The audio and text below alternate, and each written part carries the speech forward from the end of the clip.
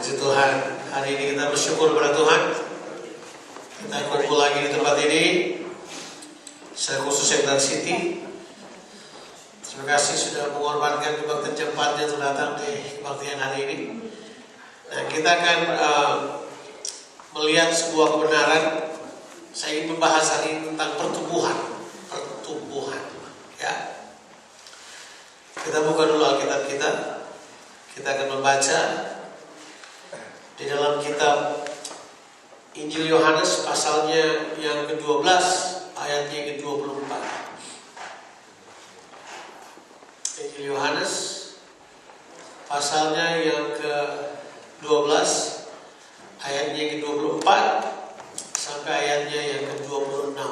Aku berkata kepadamu, sesungguhnya jikalau biji gandum tidak jatuh ke dalam tanah dan mati, ia tetap satu biji saja. Tetapi jika ia mati, ia akan menghasilkan banyak buah.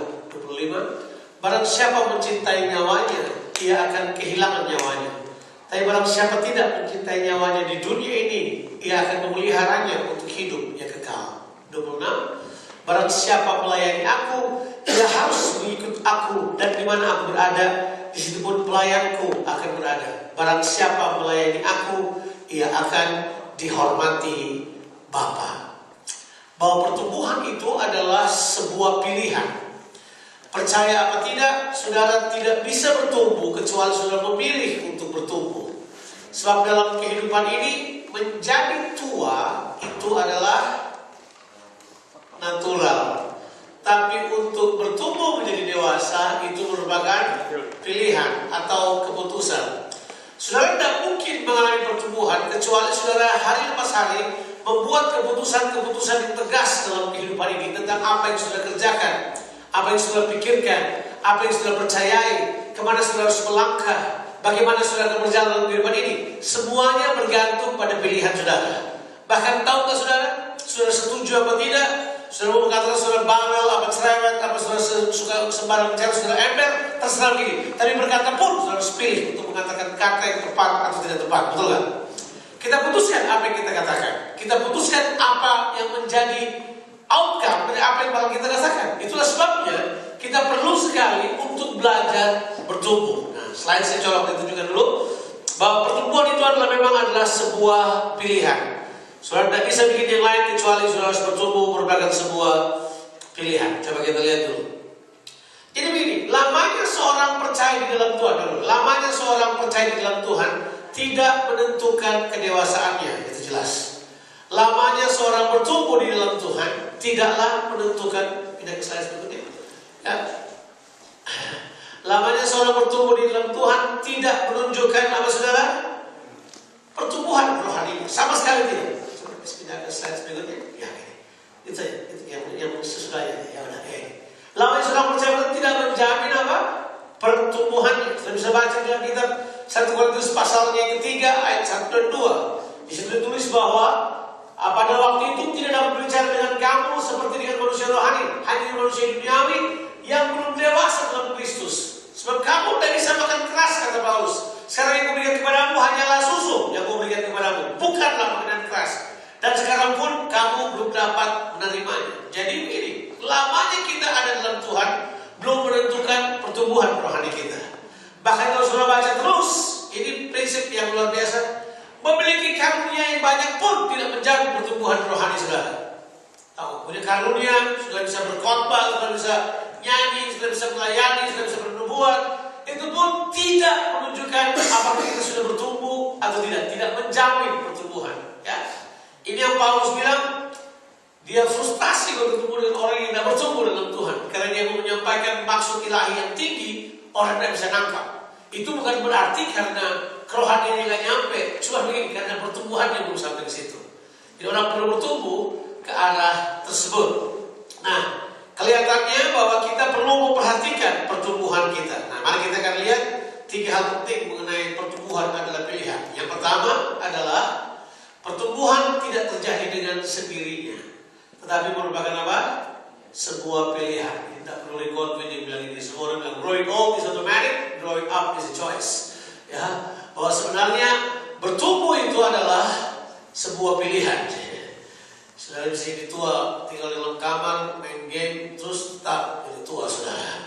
Tapi jadi dewasa tergantung. Saudara bisa turun dalam kamar, baca komik saja, tidak bikin apa-apa, jadi tua juga saudara.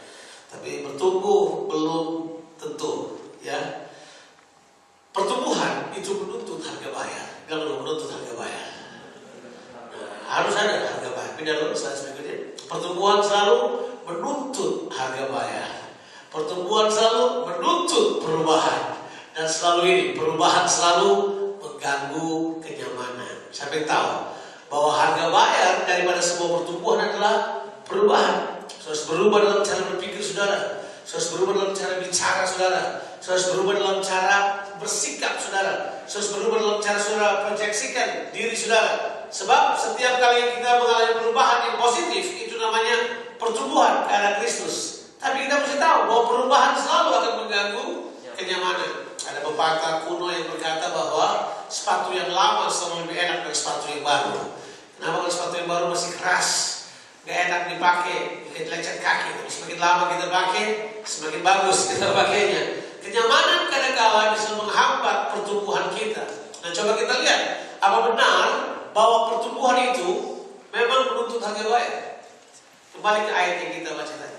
Apa benar pertumbuhan betul-betul menuntut harga bayar? Jelas, Alkitab bilang buat kita, satu benih akan tetap satu aja. Dia tidak akan bisa bertumbuh menjadi banyak kecuali dia mengalami apa yang disebut dengan kematian. Sama dengan kita. Tidak akan ada pertumbuhan manusia rohani kita kecuali manusia daging kita mengalami kematian. Kita harus mati kepada keinginan kita sendiri supaya kita bertumbuh pada keinginan Tuhan. Kita harus mati pada apa yang kita mau supaya kemauan Tuhan yang bertumbuh dalam kehidupan kita. Coba kita baca ayat yang ke-24 tadi.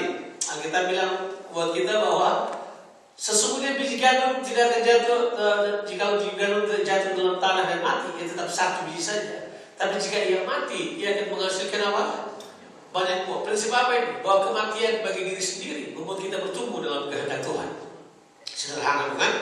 Bahwa musuh daripada kehendak Tuhan terbalik adalah kehendak diri sendiri, kemauan kita, ego kita, kesenangan kita, hal-hal yang menghalangi apa yang Tuhan mau kerjakan dalam kehidupan kita terbalik adalah aku. Makanya bukan kebetulan Yesus bilang begini, barang siapa mau mengikut aku, dia harus apa? Menyangkal dirinya, memikul salibnya, baru mengikut aku. Dengan kata lain, kita semua sudah tahu hal ini, tapi perlu diingatkan buat kita supaya kita jangan sampai terjebak pada kenyamanan. Sebab begitu kita nyaman, kita malas mau bertumbuh. Kita cuma suka apa yang kita suka aja. Kita mau apa yang kita mau. Kemudian kita gagal melihat gambar besar dari apa yang Tuhan inginkan. Saya mau ingatkan kepada saudara lagi bahwa purpose is more important than impact. Kita selalu harus ingat tersebut bahwa tujuan selalu lebih penting daripada impact. Berkat Tuhan itu cuma impact. Betul kan? Fasilitas itu cuma impact.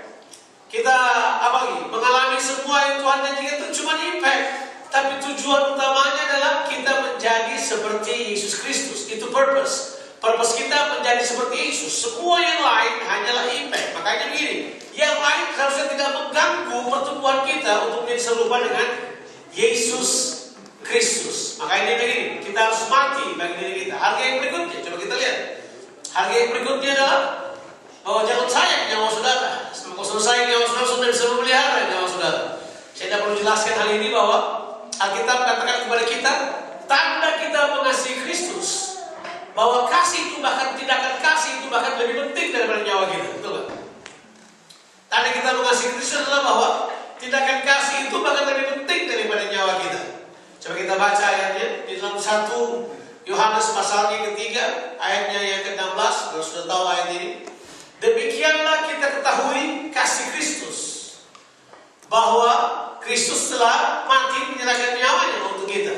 Ya, jadi kita pun wajib menyerahkan nyawa kita untuk apa?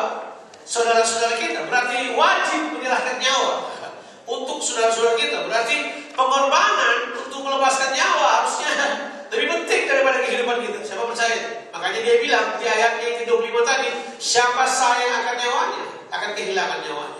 Tapi barang siapa kemudian tidak sayang pada nyawanya, dia akan memperolehnya pada hidup yang kekal. Karena dia mengatakan seperti ini, karena kita mengetahui kasih Kristus, pengorbanan jadi sederhana. sederhana. Kalau orang sudah berkorban sederhana, karena dia tidak mengenal kasih Kristus. Kalau sudah mulai matematika dengan Tuhan, sudah mulai pakai kalkulator dengan Tuhan, saya sarankan, saya pertimbangkan baik-baik. Kita pakai kalkulator, kalau Tuhan suruh sesuatu, untuk punya visi, untuk mengerjakan sesuatu. Misalnya suruh membangun rumah. Waktu membangun rumah kita pakai kalkulator. Berapa harganya kita pakai kalkulator. Tapi untuk melaksanakan membangun rumah, tetap kita kerjakan berapa pun harganya kan. Sudah paham apa yang saya maksudkan? Bahwa sebenarnya dengan Tuhan kita tidak perlu kalkulatif lagi. Dengan Tuhan itu begini, apa yang Tuhan minta kita lakukan, Tuhan telah mengetahui bahwa di dalam saudara sanggup dalam saudara untuk melakukannya. Itu yang perlu bertumbuh. Oke, coba kita lihat lagi. Kita kembali ke 1 Yohanes pasal 12 tadi, ayat yang ke-26. Ada harga bayar yang lain. Harga bayar yang lain adalah saudara harus mengikuti pergerakan Tuhan dalam kehidupan ini. Gak mudah.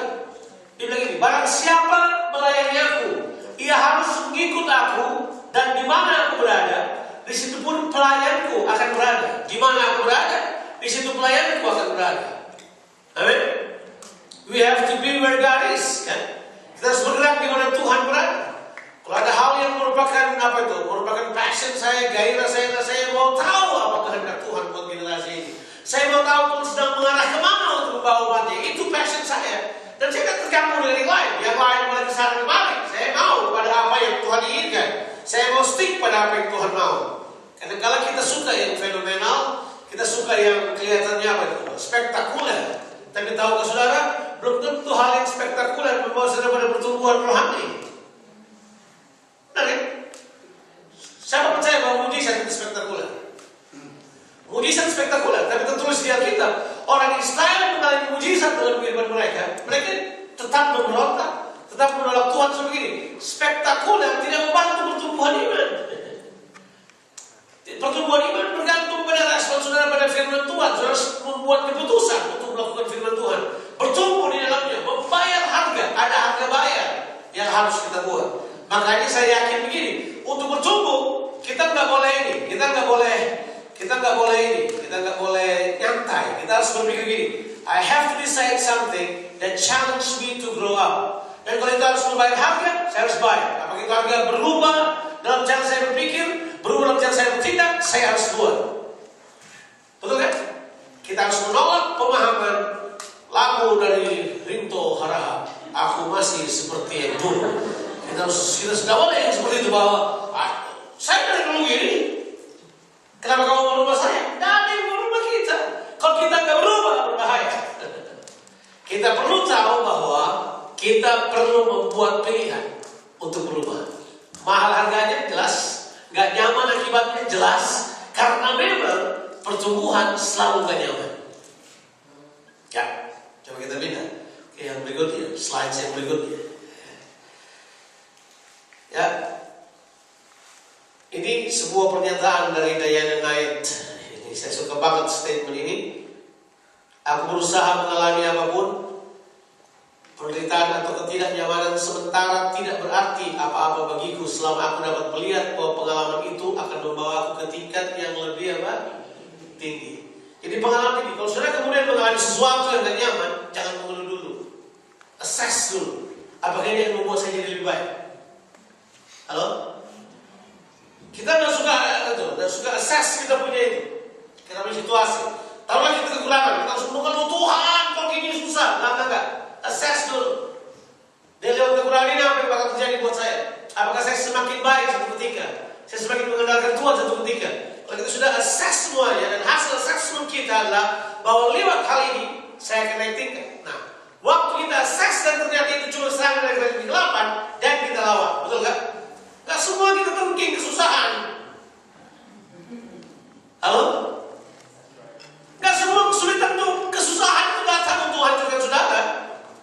Kalau saudara salah bereaksi, dan saudara bisa gagal. Tapi kalau saudara bisa assess dan berkata ini, this is good buat saya.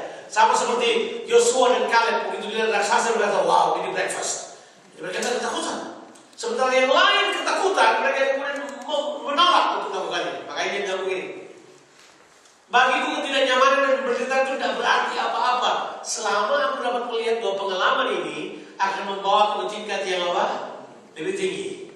Aku tertarik pada yang tak aku ketahui, dan sesuatu jalan menuju yang tidak aku ketahui adalah menerobos rintangan. Suatu proses yang seringkali tidaklah nyaman atau menyakitkan, kata Daya Denai itu. Oke. Kalau kita tahu bahwa dia merupakan pilihan, maka yang kedua adalah pertumbuhan itu butuh sikap proaktif kita. Bilang proaktif.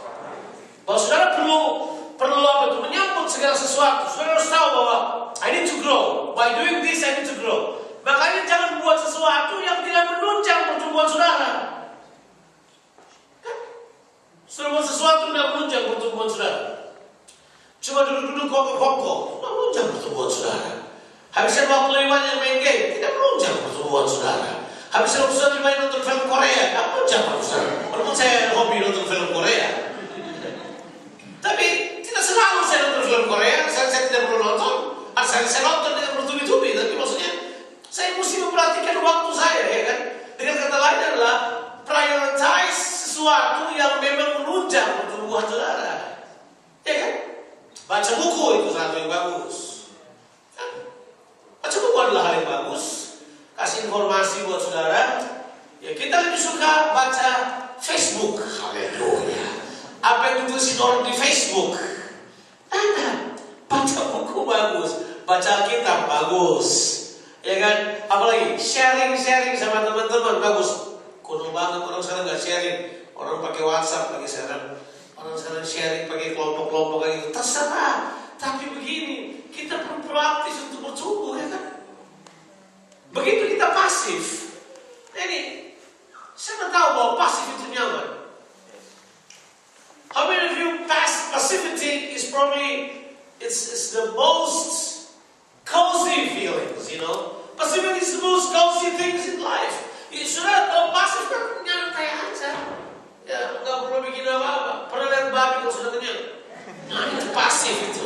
Dia nggak bisa bikin apa-apa lagi, dia tinggal angkat keningnya juga orang lain. Ya, dia turun lagi. Atau pernah lihat anjing habis dikebiri? Persis kayak gitu. Passivity itu adalah bagian yang paling nyaman dalam kehidupan ini. Makanya kita harus belajar untuk proaktif. Nah, sekarang yang kedua saya mau tunjukkan kepada saudara. Mengapa kita perlu bertumbuh secara penuh ke arah Kristus? Karena begini, di dalam kita ada 3 unsur. Ada yang namanya spirit, soul, and body. Itu salah di dalam arti itu. Sudah kita ganti, harusnya spirit yang paling dalam, baru soul yang kedua, baru body yang ketiga. Tapi kita punya spirit, soul, and apa? Body. Dengan kata lain begini, pertumbuhan yang sehat itu adalah pertumbuhan yang membuat roh, jiwa, dan tubuh kita bertumbuh bersama-sama. Yang belum bertumbuh bersama-sama. Bertumbuh bersama-sama. Dengan kata lain bahwa bukan cuma roh saja yang bertumbuh, tapi jiwa tidak. Bukan cuma jiwa saja bertumbuh, tetapi tubuh tidak. Tapi sebaiknya yang dimaksud dengan pertumbuhan yang baik itu adalah ketika apa? Roh, jiwa, dan tubuh kita bertumbuh bersama-sama. Coba kita lihat ayat ini di dalam kitab Lukas pasal 2 ayatnya yang ke-40. Kita bakal baca itu anyway. Tapi coba kita baca dulu Lukas pasal 2 ayat yang 40. Stay there aja.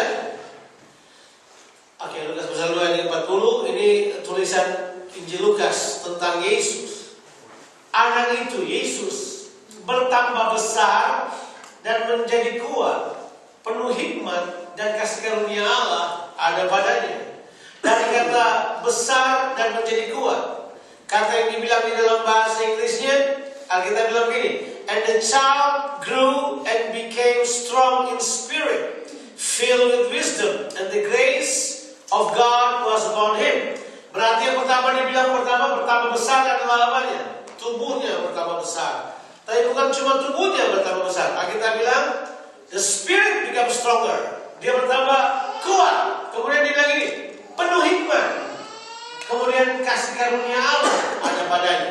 Ketiga hal ini menunjukkan kepada kita bahwa Yesus secara pribadi waktu dia masih muda, maksudnya dia masih kecil, dia bertumbuh dalam apa? Roh, jiwa, dan tubuh. Nah, kita perlu mengalami pertumbuhan dari ketiga hal ini. Bagaimana kita mengetahui kita bertumbuh secara tubuh? Gampang. Kalau mau tahu lihat pertumbuhan secara tubuh, lihat BJ. kan? Ingat dia 5 tahun yang lalu, dia ingat sekarang, bayangkan. Kayaknya dia tumbuh 10 cm dalam waktu 2 tahun belakangan ini aja perasaan saya. Ya, dia tiba-tiba lewat, baru 2 tahun belakangan dia tiba-tiba dia bertumbuh, dia jadi besar. Tapi bukan cuma tubuhnya aja yang besar. Alkitab bilang ada wisdom yang bergerak. Everybody say wisdom. Wisdom itu adalah hal rohani yang mempengaruhi mentalitas kita. Sebab wisdom bergerak lewat cara berpikir manusia. Kalau saudara sudah mulai bertumbuh secara hikmat, sudah bisa membuat perbedaan mana yang baik, mana yang jahat, it means sudah mulai bertumbuh secara jiwa saudara. Tapi kemudian ini yang harus saya katakan, kalau grace of God was upon him, itu yang disebut dengan spiritual growth. Kita perlu bertumbuh dalam apa? Kasih karunia Tuhan. Nah, coba kita lihat dulu sebuah gambar. Nah, tidak menghina siapapun dan bikin apa bukan siapa-siapa. Tapi pernah dengar yang namanya tunagrahita? Tunagrahita, tahu tunagrahita kan? Ada tunawisma, ada tunarungu. Nah, tahu tunagrahita itu? Tahu tunagrahita? Orang-orang yang berkebutuhan mental. Itu bahasa Indonesianya tunagrahita. Ya, saya juga baru tahu waktu yang buatin slide ini, kasih tahu buat saya namanya itu Down syndrome itu adalah tunagrahita. Oh, tunagrahita bahasa Indonesianya. Kita tahulah tunagrahita itu. Seorang tunagrahita mengalami pertumbuhan yang tidak utuh. Tubuhnya mengalami pertumbuhan, sedangkan area apa? Area jiwanya tidak mengalami pertumbuhan. Bagaimana area rohaninya? We don't know. Tapi prinsip utamanya sederhana. Bahwa kita harus belajar bukan cuma jaga tubuh kita aja. Kita harus jaga rohani kita. Untuk bertumbuh ketiga-tiganya apa yang harus kita buat? Ada sebuah exercise yang orang lain suka lupa. Untuk bertumbuh ketiga-tiganya, itu exercise adalah ibadah. Everybody say ibadah. Ibadah itu penting. Ibadah itu exercise roh, jiwa, dan tubuh sekalian. Siapa yang tahu bahwa ibadah itu exercise roh, jiwa, dan tubuh? Coba kita baca ayatnya dulu di dalam kitab 2 Timotius pasalnya 1 Timotius sama 2 Timotius. Kita cek 1 Timotius pasalnya yang keempat ayat yang ke-7. Apakah itu? Boleh? Ayat 6 dan 7 coba boleh. Apakah itu yang keluar? Coba kita lihat. Harusnya itu sih. Kalau bukan saya nggak tahu. Ayatnya itu. Oke. Ayatnya yang 7 coba. Ini dia. Tetapi jauh-jauhnya tahayul dan dongeng nenek-nenek tua. Saya ingin tahu ini adalah makanan buat jiwa manusia. Latihlah dirimu apa? Beribadah. Exercise. Kita harus latih hidup kita untuk apa? Beribadah. Terus dia bilang ayat 8. Ya. Latihan badani terbatas gunanya. Tetapi ibadah berguna dalam apa? Segala hal, karena mengandung janji baik untuk hidup ini maupun untuk hidup yang akan datang. Stop sebentar. Apa yang saya maksud dengan ibadah? Apa yang saya maksud dengan ibadah? Oke. Ibadah ini dalam bahasa Yunani-nya menggunakan kata eusebia. Eusebia itu sebenarnya artinya, tahu arti eusebia? Arti eusebia itu dalam bahasa Inggris sebenarnya adalah godly. Apa itu godly? Eusebia artinya adalah godly. Tahu godly? Seperti Tuhan harusnya. Jadi ibadah itu sebenarnya adalah sebuah praktek yang seperti Tuhan. Kalau saudara mau hidup seperti Tuhan, saudara harus punya praktek seperti Tuhan, kan gitu. Makanya namanya adalah apa? Ibadah. Nah, kita jangan batasi ibadah karena kebaktian. Ibadah yang dimaksud di sini bukanlah kebaktian, tapi ibadah yang dimaksud di sini adalah sebuah gaya hidup yang seperti Tuhan. Namanya adalah apa? Eusebia. Eusebia ini sebenarnya adalah sebuah kata yang dipakai untuk orang yang melakukan banyak hal. Seorang yang bekerja juga ibadah. Jadi ibadah itu adalah apa saja yang sudah kerjakan seperti Tuhan kerjakan, itu ibadah. Berarti ibadah ini lebih kepada motivasi di dalam diri seseorang yang menggerakkan orang tersebut untuk mengerjakan sesuatu, betul kan? Berarti kan, misalnya, kalau saya kemudian membeli bunga untuk istri saya, karena saya begitu mencintai istri saya, itu ibadah namanya. Enggak ya? Bukankah kita berkata bahwa suami kasihilah istrimu? Ibadah namanya. Kalau saya seorang anak, kemudian saya membantu orang tua saya, dan kemudian saya habiskan waktu untuk membantu orang tua saya sehingga saya kurang istirahat, tapi saya kemudian belajar dan saya tetap pergi ke sekolah, itu namanya ibadah. Kenapa? Saya membuat sesuatu yang lebih. I walk an extra mile to the things that I do for others. Itu ibadah namanya, gitu. Waktu sudah bekerja yang terbaik yang sudah bisa kerjakan, sudah datang tepat waktu, sudah pulang persis pada waktunya, tapi sudah mengerjakan semuanya, tidak kemudian malas, tidak kemudian take it for granted, tidak kemudian ulur-ulur waktu, tidak menunda-nunda, sudah sedang apa? Ibadah. Itu jelas banget ya. Sebab kita kemudian menyadari bahwa ibadah itu adalah sebuah framework di mana apa saja yang kita kerjakan untuk Tuhan kita, apa saja yang kita lakukan di dalam nama Tuhan Yesus Kristus, itu sebenarnya adalah bertujuan untuk ibadah kita, supaya kita bertumbuh seperti Kristus.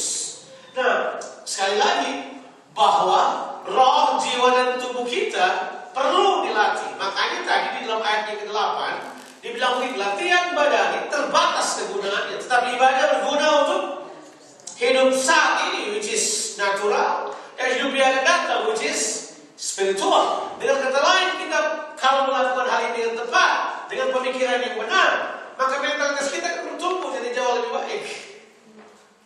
Bagaimana ibadah saudara?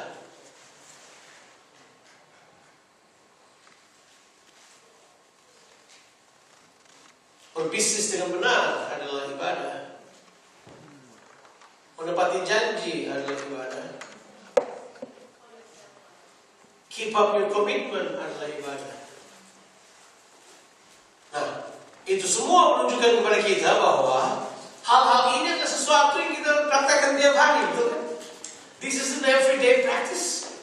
Practices that you can do every day. Practices that you can do with your wife, with your husband, with your kids, with the people around you. Hal-hal yang sederhana. Waktu saudara bertemu dengan orang dan tidak berpura-pura terhadap orang tersebut. Saudara transparan, mengatakan yang sebenarnya, bicara seperti yang Tuhan kehendaki, dan saudara sedang beribadah dalam hubungan saudara. Waktu saya menjaga tempat tidur saya bersih dari perzinahan, saya sedang beribadah di hadapan Tuhan. Waktu saya menjaga pikiran saya tetap murni untuk mengerjakan kehendak Tuhan, saya sedang beribadah di hadapan Tuhan. So ibadah itu adalah sesuatu yang menyangkut seluruh hidup kita, dipersembahkan kepada Tuhan. Nah, jelas sekali bukan bahwa ibadah itu penting sekali untuk kita. Coba kita pindah lagi ke hal yang lain. Kita lompat saja ke nomor yang ketiga tentunya. Ya bolehlah, coba kita tunjuk dulu sampai akhir. Tadi ayat yang kita baca tadi, bahwa Yesus dan Yohanes Pembaptis sama-sama menunjukkan pertumbuhan kedua-duanya. Pertama besar dan makin kuat rohnya, sama persis ayatnya. Ya, terjemahan Amplified Bible, and the child grew and became strong in spirit, filled with wisdom, and the grace, favor, and spiritual blessing of God was upon him. Itu menunjukkan bahwa Yesus dan Yohanes Pembaptis dalam pertumbuhan mereka mengalami pertumbuhan secara bukan cuma jasmani, tapi secara rohani, dan juga pertumbuhan secara mentalitas mereka. Sekarang yang ketiga, dan kita akan lihat. Jadi pertumbuhan adalah hasil daripada kehidupan. Kalau sudah hidup, sudah harus bertumbuh, betul kan? Kecuali sudah mati, kematian membuat seorang berhenti bertumbuh. Nah, kehidupan itu sendiri, definisi Alkitab, kehidupan yang punya arti zoe itu, kehidupan itu adalah kehidupan Tuhan. Berarti kalau kita mau bertumbuh dalam kehidupan itu adalah hasil dari hubungan yang kita bangun dengan siapa? Dengan Tuhan. Hasil dari hubungan yang kita bangun dengan Tuhan. So, check your relationship with God. Always check. Bagaimana caranya check relationship with God? Check your relationship with your friends around you. Sederhana. Ya, sebab kedua-duanya berjalan bergandengan. Oke? Kita perlu mengerti bahwa kehidupan yang sejati itu datang karena hubungan dengan Tuhan. Makanya kematian itu ketika kita putus hubungan dengan Tuhan. Sudah tahu itu ya? Definisi kematian adalah putus hubungan dengan Tuhan. Saya tidak perlu jelaskan lebih banyak, tapi yuk kita lihat apa ruginya jika saudara tidak bertumbuh. Apa ruginya? Mari kita lihat apa ruginya. Oke. Ini Lorenzo Lin berkata seperti ini. Anda harus terus bertumbuh, atau Anda seperti roti sisa semalam, basi dan kering. Gak keren banget. Siapa sih orang ini? Jadi waktu saya baca tulisan orang ini, saya pikir orang ini adalah orang yang sederhana. Tulisan cuma ada dalam compiler dari tulisan-tulisan tentang pertumbuhan. Lorenzo Lin ini berkata bahwa kalau kita tidak bertumbuh, kita seperti roti sisa semalam, basi dan kering. Artinya hidup saudara tidak akan dinikmati oleh orang. Jelaslah kalau tidak bertumbuh secara mental dan spiritual, karakter saudara itu karakter basi. Ya jelas apa? Orang pasti akan merasa saudara cemas, dikit-dikit tersinggung, kali dikit-dikit marah, kali mereka mengenai pertumbuhan. Saya kira sederhana dia punya pemahaman mengenai hal ini, bahwa benar kalau kita tidak bertumbuh, kita sebenarnya sedang mengalami kemunduran secara rohani. Nah, saya lupa namanya. Siapa nih Rasul? Lupa namanya. Rasul kesembuhan zaman modern yang bekas pelamar. Ada yang namanya. Nanti kalau saya ingat sebut. Tapi dia yang berkata seperti ini. Kalau kita tidak bertumbuh, itu sebenarnya kita sedang mengalami kemunduran. Mengapa? Sebab Tuhan terus bergerak ke depan. Yang dia bilang kalau kita tidak bertumbuh berarti kita sedang mulai kemunduran, sebab Tuhan terus bergerak ke depan. Kita sedang terlempar ke belakang, terus Tuhan terus bergerak ke depan. Nah, kita perlu keep up dalam pertumbuhan. Pelihara momentum pertumbuhan kita. Kalau kita kehilangan momentum pertumbuhan, tempat yang terbaik adalah fellowship saudara, cell group saudara. Itu adalah tempat-tempat terbaik. Kamar tertutup saudara adalah tempat yang terbaik untuk kembali menemukan momentum pertumbuhan saudara. Mungkin saudara sudah tidak bertumbuh lagi. Mungkin. So, tanya aja pada diri saudara. Saya masih perlu bertumbuh. Saya harus buat ini. Kembalilah kepada hal yang dasar. So, kita pindah ke slides yang berikut. Tuhan Yesus berkata, banyak orang yang terdahulu akan menjadi yang terakhir, dan yang terakhir akan menjadi yang terdahulu. Pernah ngantri kan? Ngantri untuk dapat sesuatu. Nah, ini yang kita bilang dalam antrian nanti adalah begini. Ada orang yang di depan menjadi paling belakang, dan ada orang yang paling belakang menjadi di depan. Menurut saudara itu apa? Pertumbuhan. Bukan yang lain. Coba ya, kalau saudara di depan, saudara pasti di depan, tapi nggak bertumbuh. Yang lain lewatin saudara. Tiba-tiba dia sudah di depan, terus saudara berkata, dulu gue yang ngajar dia sekolah minggu loh mas. Jangan cerita dulu. Ini dunia berubah terus. Kita suka nostalgia. Dulu men, saya ajar-ajar itu dulu. Sekarang nggak lagi kayak gitu. Sampai hari ini saya masih ketemu saudara berkata ini. Jonathan belum lulus sekolah minggu saya. Iya sih, anak sekolah minggu saya. Oh benar. Sampai sekarang kita benar. Tapi kan sekarang sudah bukan.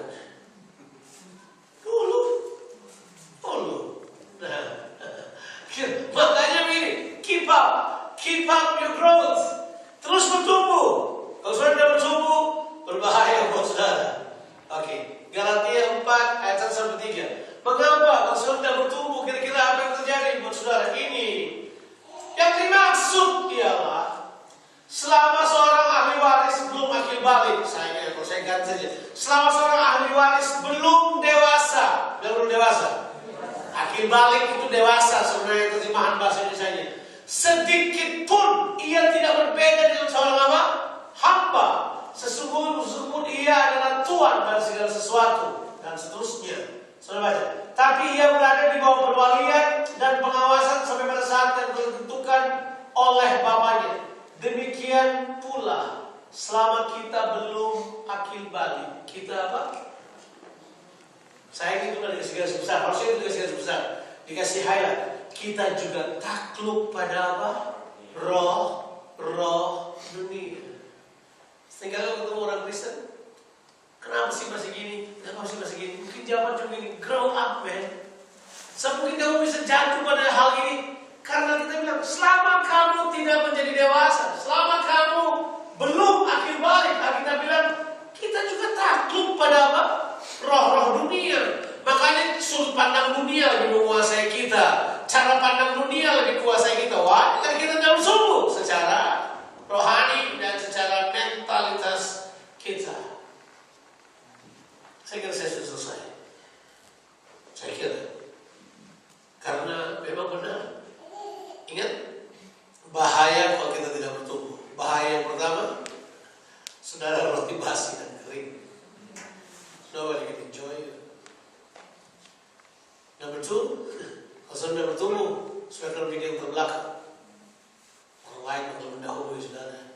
Yang ketiga, saudara sama seperti budak. Saudara sama seperti hamba. Yang disebut oleh Alkitab begini, kamu dibilang tadi itu takluk pada roh-roh dunia ini. Saya nggak mau takut pada roh dunia ini. Kita harus bertumbuh. Amin. Kita harus bertumbuh. Ayat terakhir, dan saya selesai. Ayat terakhir aja, karena saya sudah selesai anyway. Kita buka di dalam kitab 2 Petrus pasalnya ketiga, ayat 17 dan 18. Saya selesai ini aja. 2 Petrus pasalnya yang ketiga, ayat 17 dan 18. Thank you. Oke. Tetapi kamu, saudara-saudaraku yang dikasihi, kamu telah mengetahui hal ini sebelumnya. Karena itu waspadalah supaya kamu jangan terseret dalam kesesatan orang-orang yang tak mengenal hukum, dan jangan kehilangan peganganmu yang apa? Yang teguh. Kalau sudah baca perikop yang di atasnya, Petrus sedang bercerita tentang keadaan akhir zaman, akan tampil lebih palsu, tampil pengejek-pengejek, tampil orang pengumpat-pengumpat yang sangat banyak. Sangat banyak. Kalau sudah nonton kemarin di televisi atau di mana-mana tentang parade waktu same-sex marriage diresmikan di Amerika, sudah lihat penghujatan luar biasa di mana-mana. They think they win, ya. Jadi kemudian mereka buat hal tersebut. Nah, kita seharusnya tidak terseret ke arah itu, ya. Kita tidak perlu kehilangan pegangan kita yang teguh. Tidak perlu kehilangan pegangan yang tepat terhadap firman Tuhan. Ayat 18. Kunci untuk semuanya ini, ayat 18. Tetapi apa? Bertumbuhlah dalam apa?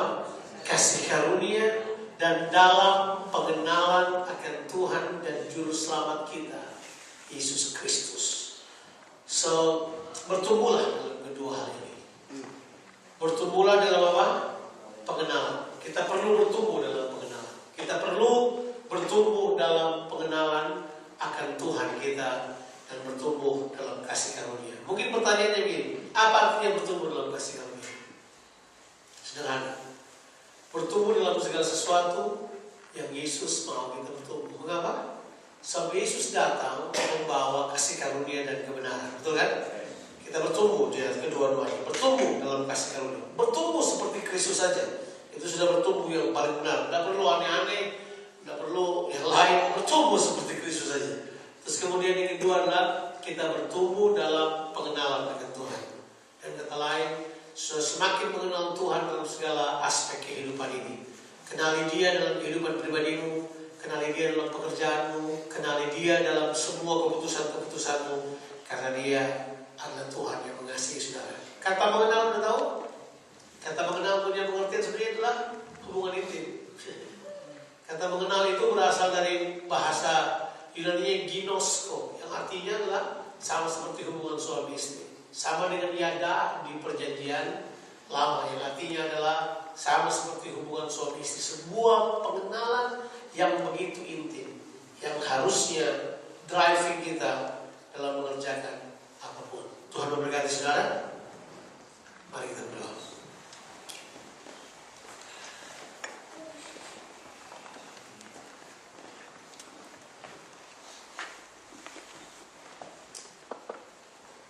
Bapa di sorga, kami datang kepadamu Tuhan.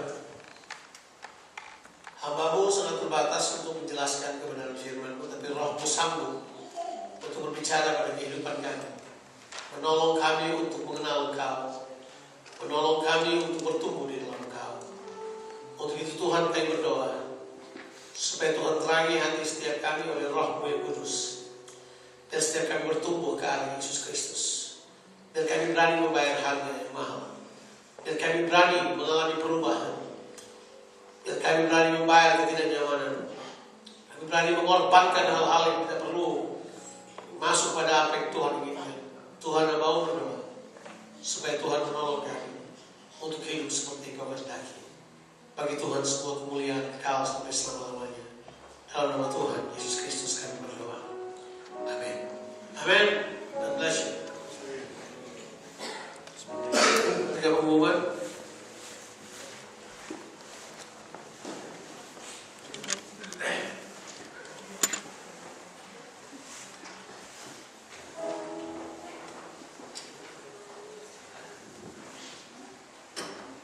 Selamat siang, saudara. Saya cuma mengumumkan tentang Alpha Course yang akan kita adakan tanggal 28 Juli. Jadi diadakannya tanggal 28 Juli, hari Selasa. Dan untuk persiapan ini kami meminta untuk saudara-saudara sekalian yang punya teman atau saudara yang ingin mengenal Tuhan, yang ingin mengenal Kristiani, tentang Kristen, tentang Kristen, agama Kristen sendiri, untuk datang ke grup ini. Alpha Course ini kita adakan dalam 12 minggu, sekitar 10 sampai 12 minggu, dan kita mulai jam 6.30 sampai jam 9. Jadi kalau ada teman-teman yang kita punya waktu seminggu untuk mengumpulkan orang-orang yang kalian kenal, atau satu dua orang yang kalian pikir tertarik dengan kristenisasi, tertarik dengan siapa itu Yesus, kita bisa jangkau jiwa dengan course ini. Course ini sudah dilakukan banyak gereja dan terbukti untuk penjangkauan jiwa. Jadi saya berharap untuk partisipasinya, siapapun yang kita mau bawa, yang kita mau perkenalkan kepada Tuhan. Juga saya berharap juga untuk ada orang-orang yang mau komitmen untuk mendukung course ini gitu. Untuk sementara kami perlu sekitar 6 orang, karena kami belum tahu berapa banyak yang akan datang. Untuk sementara ada Jim dan saya, ada Kika, tapi Kika sekarang lagi di Indonesia, dan saya juga kemarin mau Mas Wibi, mungkin Mas Wibi mau bantu, dan siapapun yang dari kita yang mau datang ke acara itu. Acaranya hari Selasa, sekali lagi Selasa malam habis kerja. Dinner will provided. Dari situ baru kita melakukan course-nya. Dan untuk hari ini kami mau adakan, jadi untuk orang-orang yang mau komitmen di Alpha Course ini, kami mau adakan simulasi grup setelah ulang tahun Joey, karena ada acara ulang tahun Joey hari ini. Hari ini kita adakan sekitar jam 3. Jam 6 sudah dalam jamnya.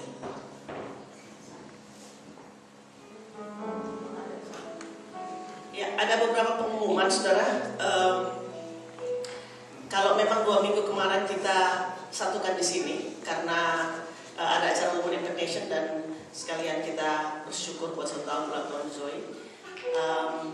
Yang minggu depan kita akan tetap seperti biasa lagi, ya. Minggu depan kita biasa lagi, kita tetap akan ada di sini dan juga akan ada di tempat ini. Ini hari juga ada wedding dari jemaat Poinku punya adik Rudy. Jadi habis itu kita ada pemberkatan, Bang Jo akan memberkati mereka sekalian setelah ibadah ini. Kita ada hari Senin di Ayam Penyetrian Bible Study, saudara, pemuritan. Jadi kalau ada yang bilang saya nggak tahu ada pemuritan, ada pemuritan. Dingin-dingin datang. Amin. dingin banget. Tapi kalau dengar firman kita jadi hangat. Firman Tuhan membakar kita. Amin. Ferry habis pulang kerja tidur 1 jam baru bangun. Dan semuanya jangan dengan Ferry aja. Kita datang hari Senin jam 7 PM ya, jam 7 malam. Baik itu saja pengumuman. Tuhan Yesus memberkati. Saya kembalikan. Kita akan memberikan persembahan. Sebelumnya kita akan berdoa. Bapak bagi tugas boleh bersiap-siap. Bapak, kami ucap syukur Tuhan untuk firman-Mu pada siang hari ini Tuhan. Kami mau belajar untuk bertumbuh Tuhan, lebih lagi Tuhan dalam Engkau ya Bapak. Kami mengucap syukur untuk hari ini Tuhan. Saat ini kami memberikan persembahan ya Bapak, yang terbaik untuk perluasan kerajaan-Mu di tempat ini ya Bapak. Terima kasih Tuhan Yesus yang siap memberi sama-sama kita.